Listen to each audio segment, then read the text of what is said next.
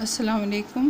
درجہ دوم میں آج ہم جگر مراد آبادی کی غزل کا مطالعہ کریں گے۔ غزل کا مطالعہ کرنے سے پہلے ہم جگر مراد آبادی کا تعارف دیکھ لیتے ہیں۔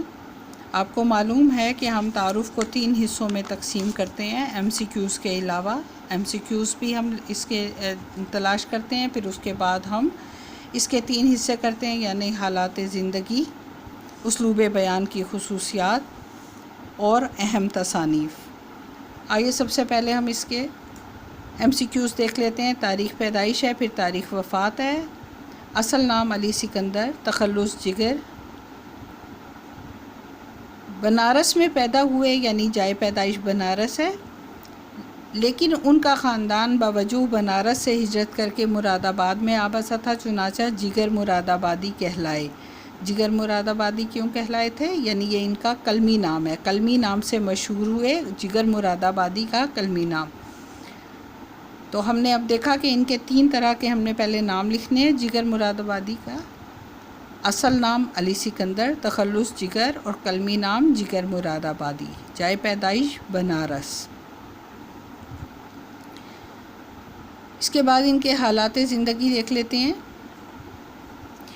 جگر نیک، درویش منش اور سلیم الطبع تھے۔ انہوں نے حج بھی کیا اور مدینہ منورہ میں نبی اکرم صلی اللہ علیہ وآلہ وسلم کی شان میں بہت سی نعتیں بھی کہیں۔ حالات زندگی باقاعدہ ان کے کوئی بہت زیادہ دیے ہوئے نہیں ہیں، بس صرف اتنا ہی ذکر کیا گیا ہے۔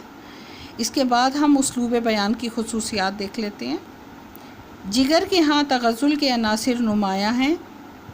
غزل گوئی میں اپنا ایک خاص رنگ پیدا کیا، تاہم غزل کی کلاسیکی روایت کا دامن نہیں چھوڑا۔ ان کا کلام پختہ ہے اور اس میں ایک والہانہ پن اور نغمگی کا احساس ہوتا ہے۔ پختہ، والہانہ پن اور نغمگی، یہ اسلوب بیان کی خصوصیات ہیں، اس لیے ہم ان کو بولڈ کر کے لکھیں گے۔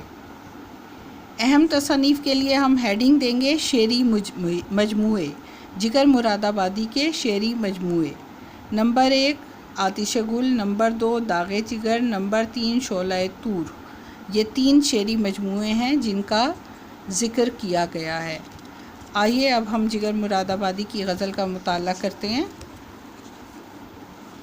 اشعار دیکھتے ہیں۔ اشعار ابھی ہم پہلے کلاس میں یہ پڑھ رہے ہیں کہ غزل کا پہلا شعر جس میں قافیہ اور ردیف ہوتا ہے، جس کے دونوں مصرے ہم قافیہ اور ہم ردیف ہوں، اسے غزل کا مطلع کہتے ہیں۔ تو اس کا مطلع کیا ہے؟ آدمی آدمی سے ملتا ہے، دل مگر کم کسی سے ملتا ہے۔ یہاں آدمی سے مراد انسان ہے کہ انسان کے ساتھ تعلقات رکھتا ہے۔ اس سے کیا مراد ہے کہ جب انسان معاشرتی زندگی بسر کرتا ہے، معاشرے میں وہ ضرورت مند ہے، اس چیز کے لیے تابع ہے اس چیز کا کہ وہ اپنی ضروریات کو پورا کرنے کے لیے ایک دوسرے سے میل ملاپ رکھے، تعلقات رکھے، رواداری برتے۔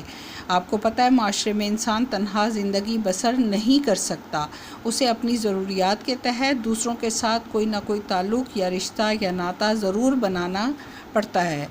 مثلاً آپ دیکھیں کہ نہ تو آپ اپنے لیے کپڑا تیار کر سکتے ہیں، نہ آپ اپنے لیے تمام تر غذا تیار کر سکتے ہیں، آپ اکیلے خود ہی کھیتی نہیں کر سکتے، آپ خود شکار کرنے کے لیے نہیں جائیں گے۔ بنیادی ضروریات کے لیے بھی ہمیں ایک دوسرے سے تعلقات رکھنے پڑتے ہیں۔ لیکن وہ کہتا ہے کہ دل مگر کم کسی سے ملتا ہے۔ لیکن کہتا ہے کہ یہ جو میل ملاپ ہے یہ ضرورت کے تحت ہوتا ہے۔ ہم یہ جو رواداری رکھتے ہیں، میل ملاپ رکھتے ہیں، یہ ضرورت کے تحت ہے۔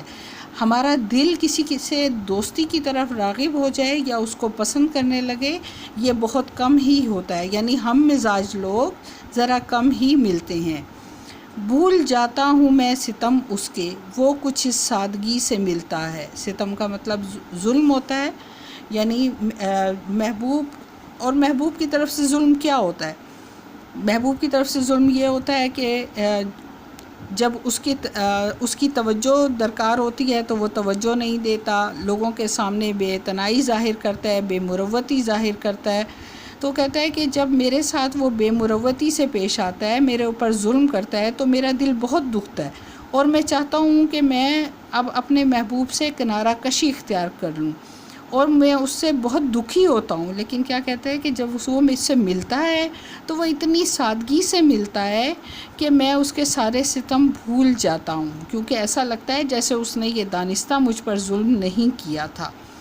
آج کیا بات ہے کہ پھولوں کا رنگ تیری ہنسی سے ملتا ہے۔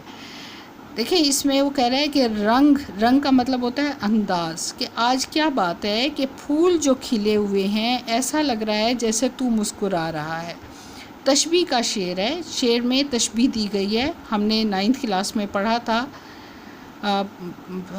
ہونٹوں کو تشبیہ دی گئی تھی پنکھڑی، گلاب کی پنکھڑی سے، اسی طرح سے پھولوں کی ہنسی کھلنے سے محبوب کی ہنسنے کو تشبیہ دی گئی ہے۔ وہ کہتا ہے کہ آج کیا وجہ ہے کہ پھول ایسے کھلے ہوئے ہیں جیسے کہ تو مسکرا رہا ہو، یعنی تیری مسکراہٹ اور پھولوں کا کھلنا ایک جیسا محسوس ہوتا ہے۔ سلسلہ فتنہ قیامت کا تیری خوش قامتی سے ملتا ہے۔ فتنہ کسے کہتے ہیں؟ فتنہ کہتے ہیں افراتفری۔ قیامت کا فتنہ کیا ہوگا؟ افراتفری ہوگی، بے چینی ہوگی، بے قراری ہوگی، دل کو کہیں قرار نہیں ہوگا، قیامت ڈھانے والے چیزیں موجود ہوں گی۔ تیری خوش قامتی سے ملتا ہے، یعنی وہ طویل فتنہ ہوگا، بہت عرصے تک ہوگا، یعنی شاعر نے محبوب کی اداؤں کو کہا ہے کہ وہ بالکل قیامت کے فتنے کی مانند ہیں۔